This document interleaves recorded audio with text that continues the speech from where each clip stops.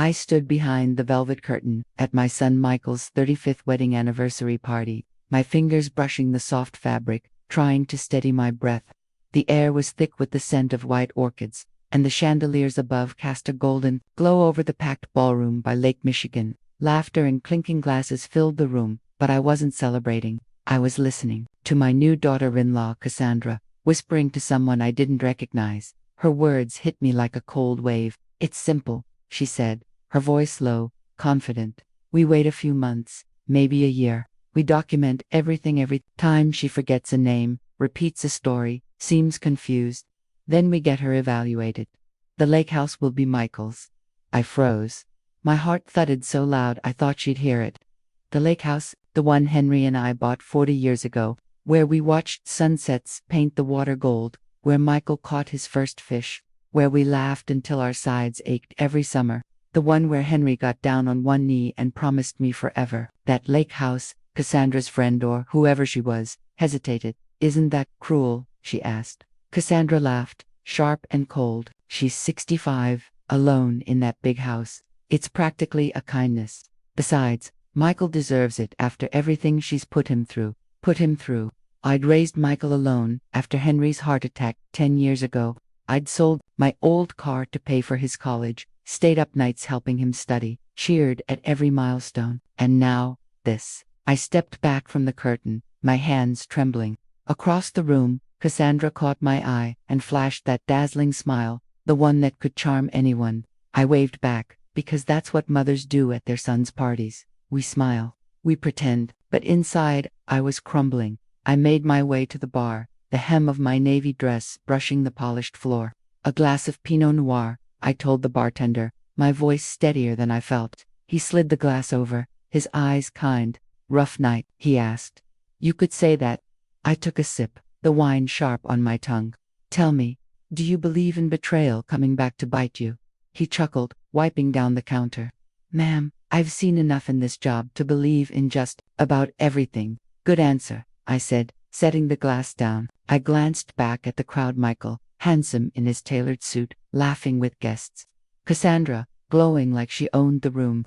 And me, Eleanor Thompson, 65 years old, retired English teacher, widow, mother, and apparently a target. If you're listening to this, I'd love for you to hit that subscribe button and tell me where you're tuning in from, because this story, it's about to get wilder than a Michigan storm. That night, as I stood there, wine in hand, I made a decision. Cassandra thought she could play me like a pawn in her game. She thought I was just an old woman, too sentimental to fight back. She was wrong. By the time the party ended, I'd already called my lawyer. The lake house, gone. The rental house Michael and Cassandra were living in, gone. I wasn't going to let her take what Henry and I had built, what I'd sacrificed for. But more than that, I wasn't going to let her take my son. This wasn't just about houses. It was about family, trust, and the kind of love that doesn't break, even when it's tested. I didn't know then how far Cassandra's plan went, or how many others she'd hurt.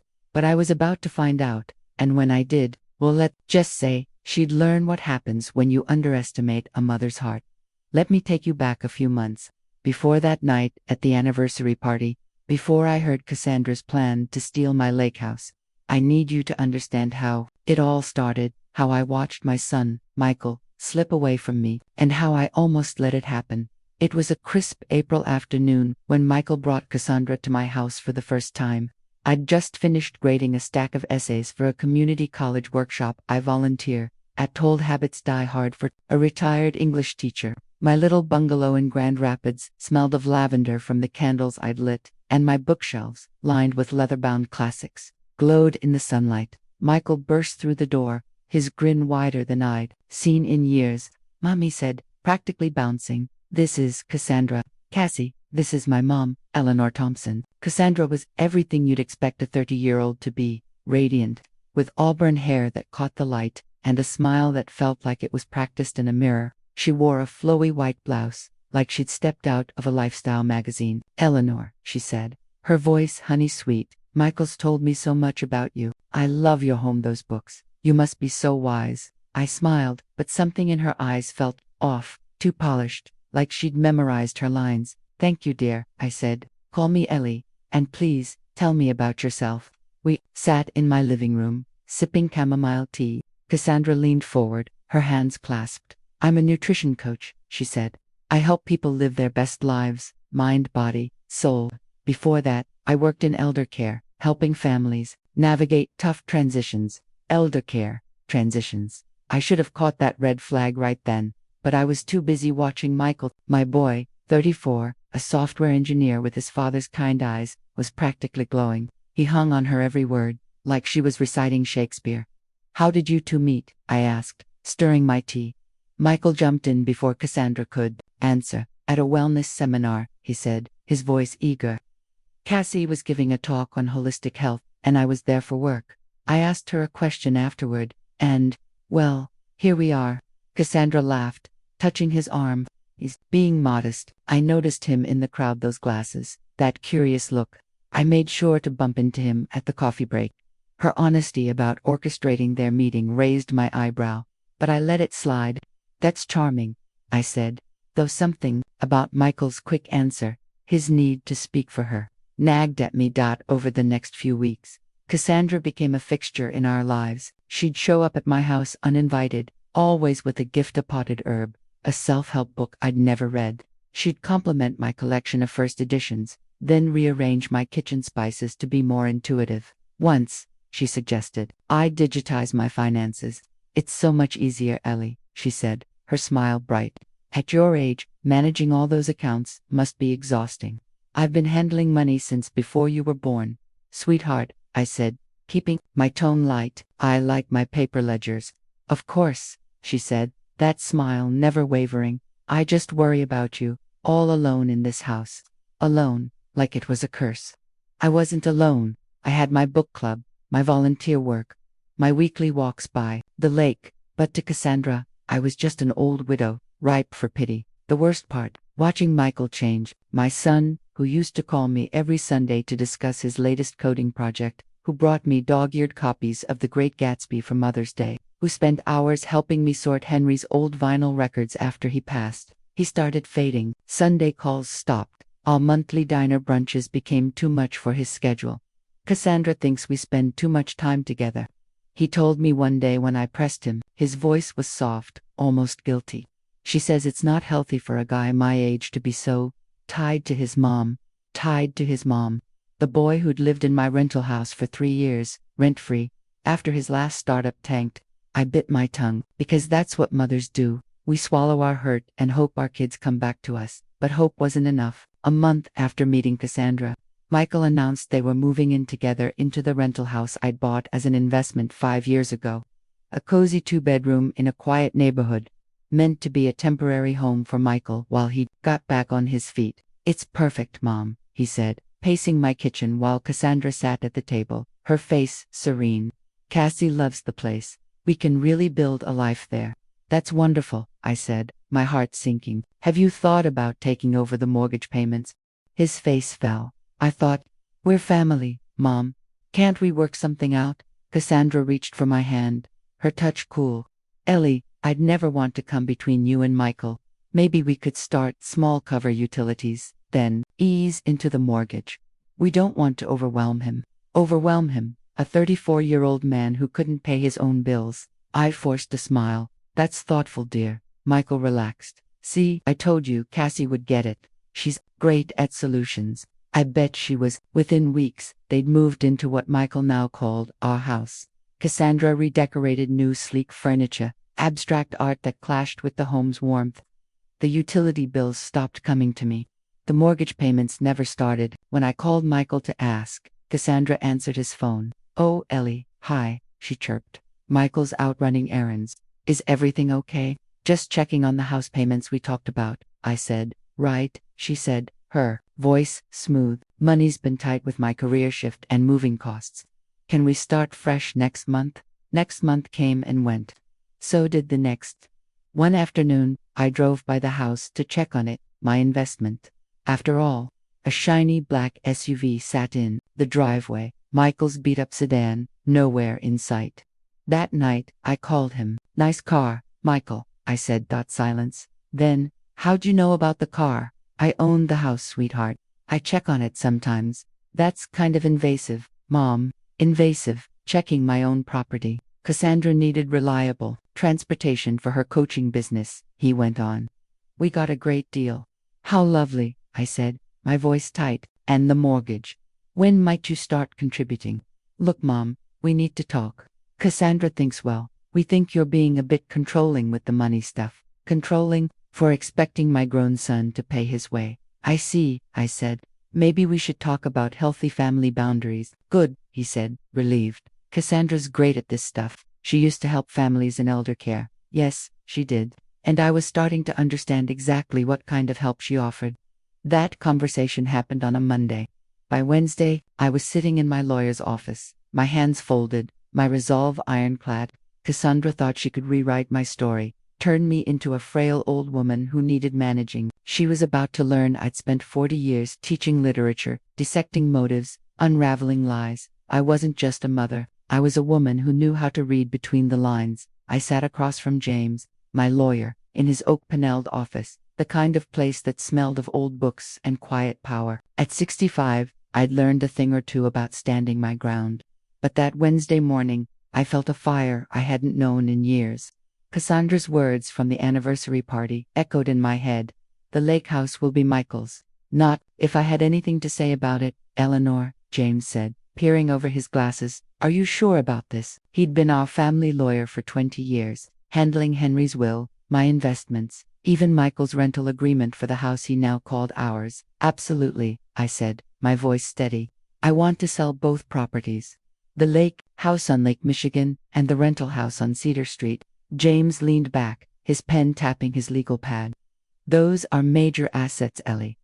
The lake house alone could fetch over $2.5 million in today's market. Why now? I could have told him about Cassandra's whispered plan to have me committed, about the SUV in the driveway while Michael dodged mortgage payments, about the way my son now looked at me like I was a problem to be solved. Instead, I kept it simple. I'm 65, James. It's time to simplify my life. I don't need the burden of managing properties anymore. He nodded slowly, reading between the lines. James always could. And Michael, does he know? Michael assumes a lot these days, I said, my lips tight. That's the problem. The properties are in my name alone. Legally, I can do what I want. Legally, yes, James said, scribbling a note. But family-wise? This could stir things up. I thought of Cassandra's laugh, sharp and cold, as she plotted to take my home. I thought of Michael calling me controlling for her, expecting him to act like an adult. Sometimes, James, I said, family needs a wake-up call. What do you think happens when you bite the hand that feeds you? He smiled faintly. I'd say that hand stops feeding. Exactly. I leaned forward, price them to sell fast. Clean transactions, no delays. And deposit the proceeds in a new account, separate from my usual bank. I'll send you the details. How soon? He asked. 60 days, tops, I said. I want this done before anyone tries to stop it. James raised an eyebrow but didn't argue. One more thing, I added, my voice dropping. I need you to look into someone. Cassandra Reed, 30 years old, used to work in elder care. I want everything: her job history, any lawsuits, any trouble. He made a note. Reason. Call it a mother's intuition, I said, though it was more than that. I'd taught literature for 35 years. I knew a villain's monologue when I heard one. Give me a week, James said. I'll have something for you. I left his office feeling lighter, not because I was letting go of the lake house that hurt like losing a piece of Henry, but because I was finally doing something. Cassandra thought she could outsmart a lonely old widow. She was about to meet Eleanor Thompson, the woman who'd raised a son alone, balanced a career, and never lost a debate in her classroom. A few days later, I got an email from Rachel, a former student turned investigative journalist. I'd reached out to her after finding a strange email in Michael's laptop, one he'd left open at my house.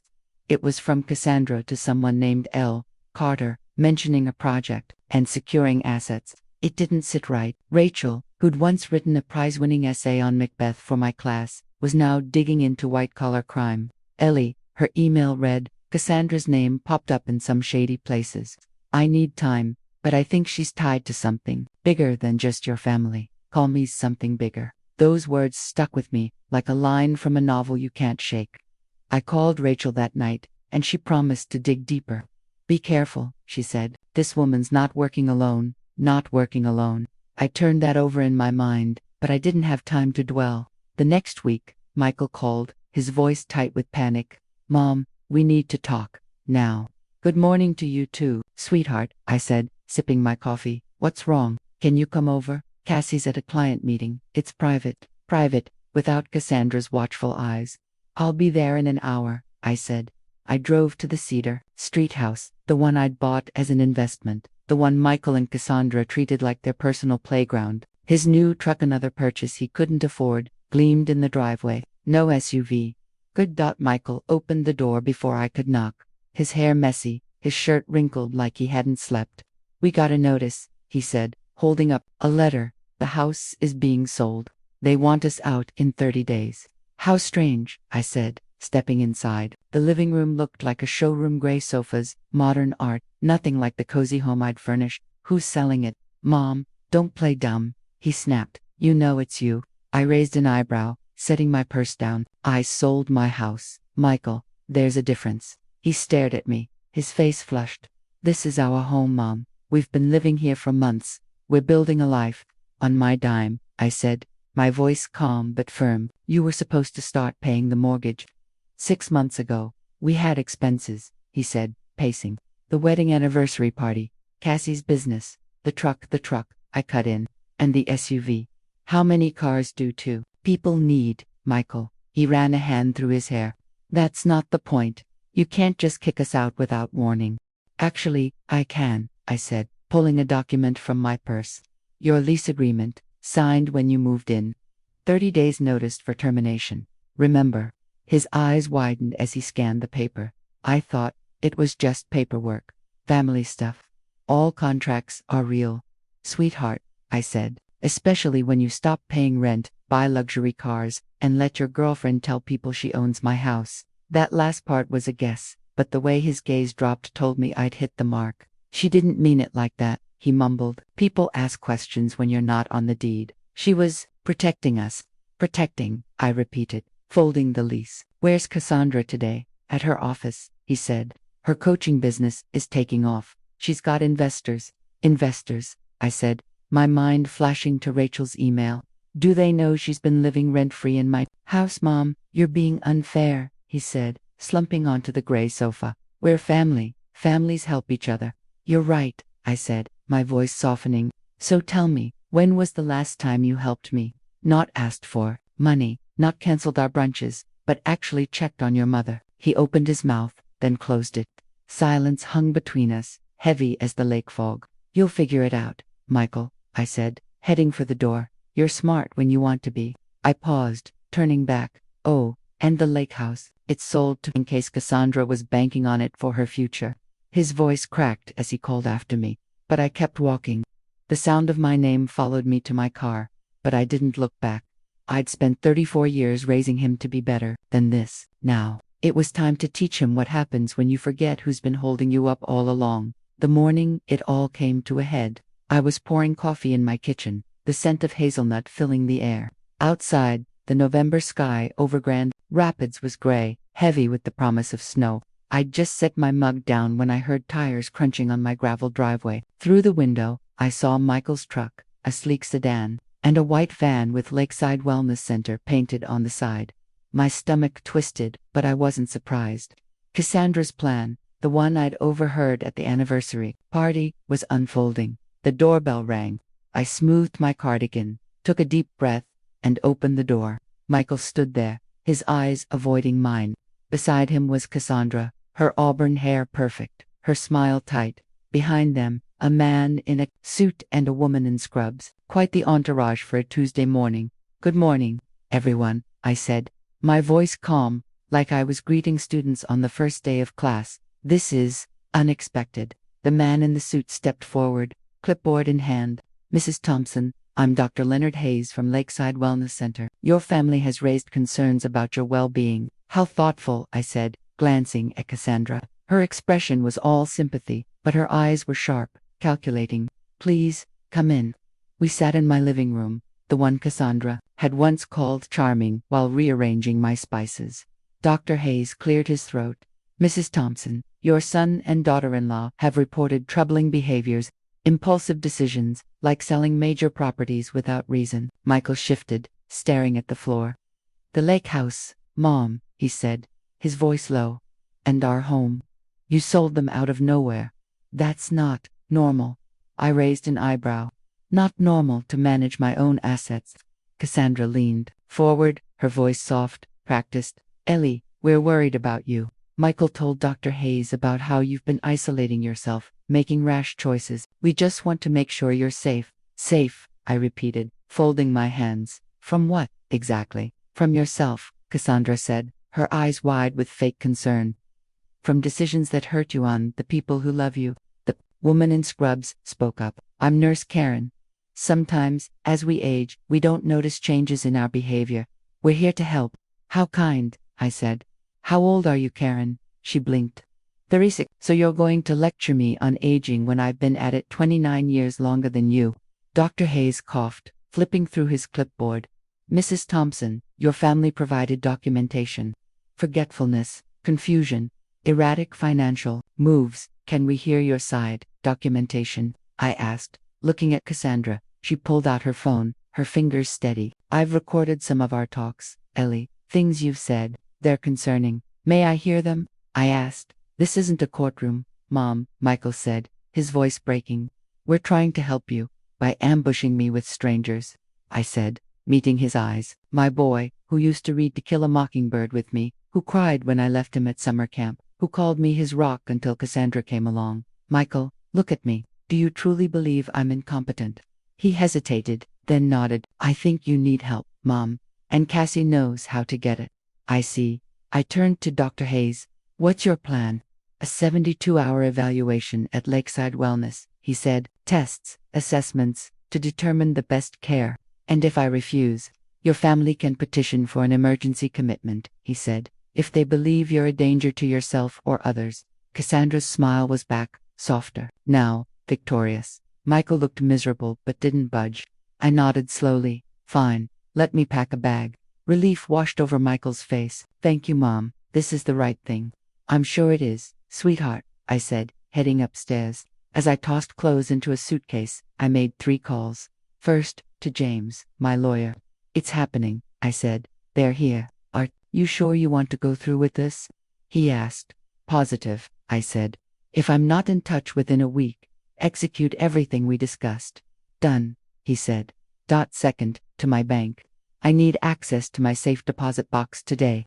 It's urgent. Third, to Rachel, my former student turned journalist. Rachel, it's Ellie. I'm being taken to Lakeside Wellness. Can we talk? I'll be there, she said. And Ellie, I found something on Cassandra. She's not just a con artist, she's part of a network targeting wealthy seniors. Hang tight. A network. The words sent a chill down my spine. Cassandra wasn't just after my lake house, she was playing a bigger game lakeside. Wellness was as sterile as I'd imagined. White walls, fake plants, posters about finding peace that fooled no one. Dr. Hayes handed me off to Dr. Emily Chen, a young psychiatrist who looked like she'd just graduated. Mrs. Thompson, she said, your family's worried about behavioral changes.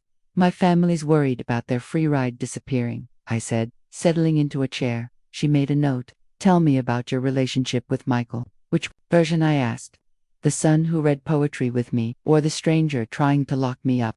You sound angry, she said. Wouldn't you be? I countered. Anger doesn't mean I'm crazy, Dr. Chen. She nodded, jotting more notes. Let's do some cognitive tests. What year is it? 2025, I said. Who's the president? Still Trump, for better or worse. She smiled faintly. And where are you? In a facility where my son's wife is trying to have me declared incompetent to steal my money. Her pen paused. That's a strong claim. Any evidence? Have you looked into Cassandra Reed's past? I asked. She worked in elder care, specializing in competency evaluations. She knows this system inside out. Dr. Chen frowned. How do you know that? Because I'm not paranoid, I said. I'm prepared. For 2 days, I played their game. Memory tests, psychological profiles, questions about my sleep, my diet, my mood. I answered honestly, calmly, like I was grading papers again. But I also made allies. Nurse Linda, a 20-year veteran at Lakeside, checked my vitals with a knowing look. I've seen this before, she whispered one afternoon. Pretty young thing, older man with money, family, suddenly worried about grandma. How does it end? I asked, keeping my voice low. Depends, she said. Most times, the family gets their way. The senior gets medicated, assets get managed. But sometimes, she smiled, sometimes the senior's smarter than they think. What would a smart senior do? I asked. Document everything, she said. Every test, every talk. Request your records. Make sure someone outside knows what's happening. The next morning, Linda slipped me a manila envelope. Legal mail, she said. Inside was gold. James had sent Cassandra's full history.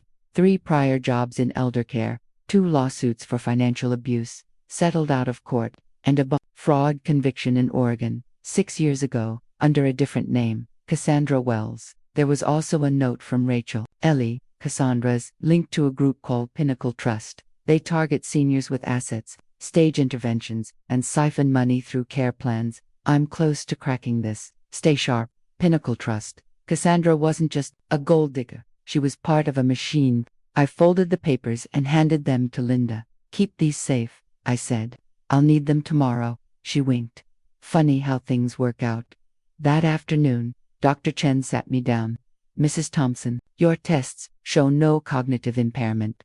You're under stress, but there's no basis for continued treatment. How surprising, I said, my tone dry. Still, she said, family counseling might help. Your dynamic with Michael seems strained. I'm sure it does, I said. When can I go home? Michael and Cassandra are here to pick you up, she said. I smiled. Home, where Cassandra thought she'd soon be calling the shots. She had no idea what was waiting. Michael and Cassandra picked me up from Lakeside Wellness in his truck. The silence between us thick as Lake Michigan. Fog. Michael gripped the wheel, his knuckles white, while Cassandra sat in the front seat, her smile back in place, as if nothing had happened. Ellie, she said, turning to me, I'm so glad you're okay. This whole experience, it's taught us how important communication is in families. I nodded, keeping my face neutral. Couldn't agree more. Dear, I was thinking, she went on, her voice syrupy, maybe we could have dinner tonight. Start fresh. Clear the air. That sounds lovely, I said. Why don't you both come to my house at 7? I'll order something special. Michael glanced at Cassandra, then at me in the rearview mirror. You sure you're up for that, Mom? Oh, I'm fine, sweetheart, I said. I'll have everything ready. They dropped me off at my bungalow, promising to be back soon. I waved from the porch, watching their truck disappear, then got to work. First call, Rachel, my journalist friend. I'm out, I said. Can we meet now? I'm on my way, she said, and I'm bringing backup. This is bigger than we thought. Second call, James, my lawyer. Execute everything tonight, I said. The papers, the transfers, all of it. You're sure? He asked. Never been surer, I said. And make sure the process server knows they'll be at my house by 7. Third call, Linda at Lakeside Wellness. I need copies of my file, every note, test, conversation, already sealed and ready, she said. I'll drop them off this afternoon. Last call, a catering company downtown. Dinner for 10, delivered by 6:30. Something memorable. Spare no expense. By 6:30, my dining room was a Vision roast lamb, rosemary potatoes, a spread fit for a celebration. At 6:45, Rachel arrived with 2 plainclothes officers, their badges tucked away. At 7 o'clock sharp, Michael and Cassandra knocked. Come in, I called, my voice steady. There are some people I'd like you to meet. Cassandra's smile froze when she saw Rachel. Ellie, what's this? She asked, her voice tight. Michael looked confused. Mom, who are these people? Michael, this is Rachel, I said, my former student, and these gentlemen are with the police. Cassandra's eyes darted to the door, but Rachel stepped forward, calm as a lake at dawn. Cassandra Reed, also known as Cassandra Wells, she said, you've been busy. Pinnacle Trust, ring a bell. Michael frowned. What's she talking about? Cassie. I sat down, gesturing for them to join me. Cassandra's not just after our family, Michael. She's part of a network. Pinnacle Trust. They target seniors, stage mental health crises, and drain their assets. She's done it before, 3 times, at least. That's insane, Michael said, but his voice wavered. Is it? Rachel said, pulling out a folder. Margaret Ellison, 79 Ohio. committed after her grandson's fiancée Cassandra claimed she was unfit. Margaret died 6 months later, her savings gone. Robert Klein, 82, Indiana. Same story. Cassandra's got a fraud conviction in Oregon, too. Did she mention that? Cassandra's face went pale. This is a misunderstanding, she said. I was helping those people. Helping, I said, my voice soft but sharp. By isolating them, medicating them, and taking their money. Michael stared at her, his jaw tight. Cassie, is this true? It's complicated. She stammered. Rachel handed Michael a photo ring on Cassandra's finger. This belonged to Margaret Ellison, she said. Cassandra kept it, a trophy. Michael's eyes locked on the ring. You said your aunt gave you that. Michael, listen to me, Cassandra said, her voice desperate. Your mother's poisoning you against me. No, I said quietly. You did that yourself. One of the officers stepped forward. Cassandra read, You're under arrest for conspiracy to commit fraud, falsifying medical records, and elder abuse. As he read her rights, Cassandra's mask shattered. You think you've won, she hissed at me. Michael will hate you for this. You've ruined his life. No, I said, meeting her eyes. I've saved it.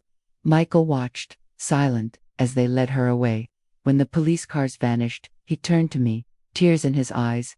Mom, I'm so sorry. I didn't know. I know, sweetheart, said, my heart aching, but you need to understand how close we came to losing everything, not just money, but us. He nodded, his voice breaking. She made me think you were the problem.